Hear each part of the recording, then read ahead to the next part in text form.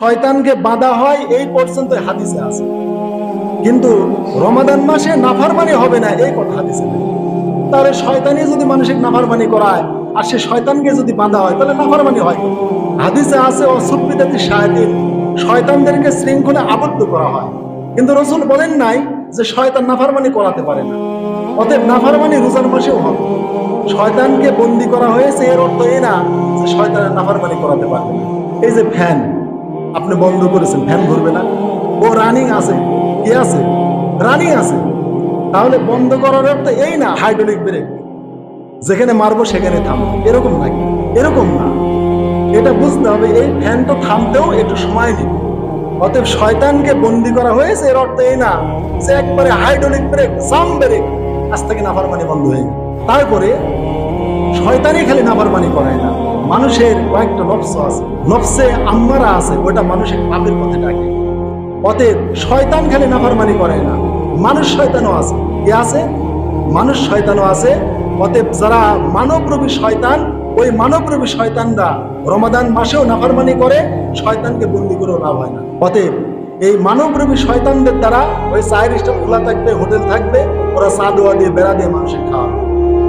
কেননা এরা হচ্ছে মানবরূপী শয়তান, যারা নিজের নফসের প্রবৃত্তিতে, নফসে আম্মারায় যারা গুনাহ করে, ওই লোকগুলো গুনাহ করবে।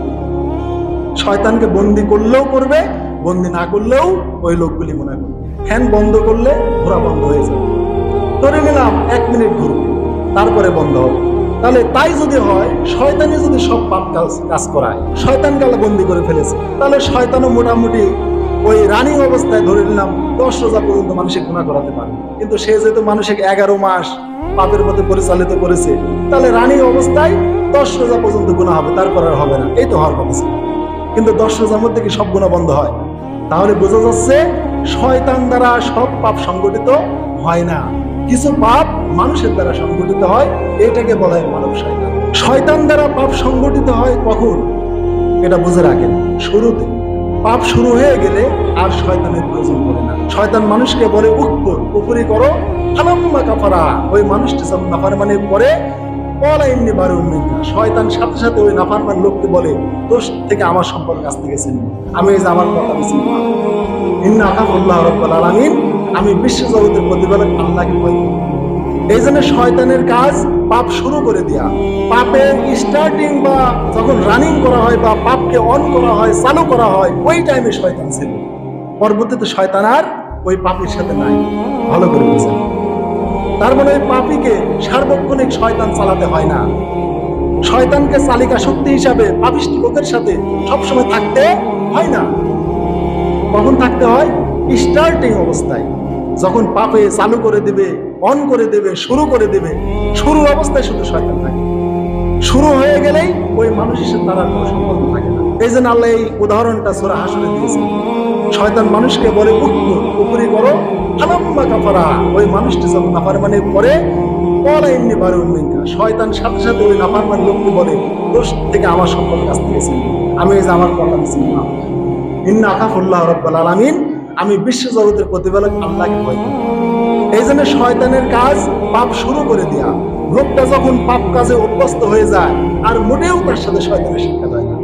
তার উদাহরণ বদরের যুদ্ধ। বদরের যুদ্ধে কাফেরদেরকে শয়তান যুদ্ধের ময়দানে নিয়ে গেল। এবার আল্লাহ রাব্বুল আলামিন আসমান থেকে আল্লাহ সুসজ্জিত ফেরেশতা পাঠালেন মুসলমানদের সাহায্যে।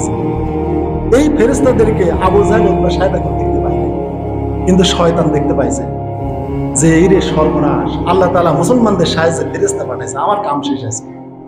তখন এই শয়তান যুদ্ধের মোড় থেকে চলে যাচ্ছে, পালাচ্ছে। তখন একটা সোরাকা বা এই নামের একটা লোকের রূপ ধরেছে সে।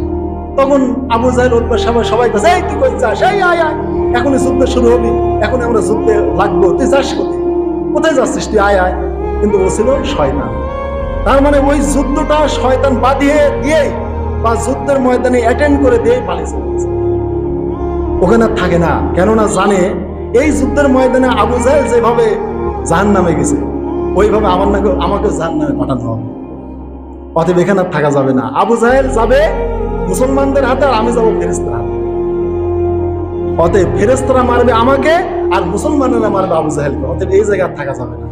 অতএব আল্লাহর গজব যখনই শয়তান দেখে বা নাফরমানিতে যখন কোনো মানুষ লিপ্ত হয়ে যায়, আর শয়তানের সাথে তার কোনো যোগাযোগ থাকে না। এই জন্য আমরা বলি রোজার মাসে যে শয়তান যদি বাঁধাই হয় তাহলে পাপ কেন হয়? আরে ভাই, ওই পাপিষ্ট লোককে শয়তান আগে স্টার্ট করে দিয়েছিল, ওই অন করে দিয়েছিল আগেই ওই পাপিষ্ট লোককে। সে কত আগে? রোজার আগে। রোজার আগেই ওই লোককে নাফরমানিতে সে চালু করে দিয়ে গেছিল, শুরু করে দিয়ে গেছিল, শুরু করে দিয়ে ওখানে আর থাকে নাই। অতএব আপনি শুধু স্যালো স্টার্ট দিচ্ছেন আর পানি আপনার 15-20 বিঘে জমি ভেজায় দিচ্ছে। স্যালোর কাছে কি আর আসতে হয়? আপনি খালি ঘুরে ফিরে খালি দেখেন কোন জমি পানি হয়েছে, কোন জমি হয় নাই, তাই না? শয়তান খালি স্টার্ট করি একটা পাপের একটা বাষ্প পানি একটা ছড়ায় দিছে, এখন চতুর্দিকে সমাজ যাচ্ছে। এইটা আমরা রোধ করতে হবে, এটা রোধ করতে হবে। শয়তান এইভাবে মানুষের চক্রান্ত করে বিপদগামী করে। এই জন্য ভাইরা, আপনারা মনে করেন রোজার মাসে শয়তান বাঁধা হয়ে গেছে, তাহলে পাপ হয় কেন? পাপ ওই লোকদের দ্বারাই হয় যাদেরকে শয়তান রমাদানের আগেই পাপে লিপ্ত করেছিল, পাপের পরিবেশে আগেই তাকে নিয়ে আসতে পেরেছিল। অতএব ওই লোকদেরকেই আর যত নসিহত করা হোক, ওয়াজ করা হোক, যাই কিছু করা হোক, এই রোজার মাসে তারা পাপ কাজ করবে। আর এই সকল লোকদের নাফরমানি ঠেকানোর জন্য এই জন্য ইসলামী রাষ্ট্রের বাদশাকে আল্লাহ তাআলা নির্দেশ দিয়েছে যে রোজার মাসে যেন এরকম নাফরমানি না হয়। এই জন্য রাষ্ট্রের সরকার তাদেরও দায়িত্ব আছে যেন রমাদান মাসে রোজার পবিত্রতা রক্ষার্থে যেন নাফরমানি না হয়।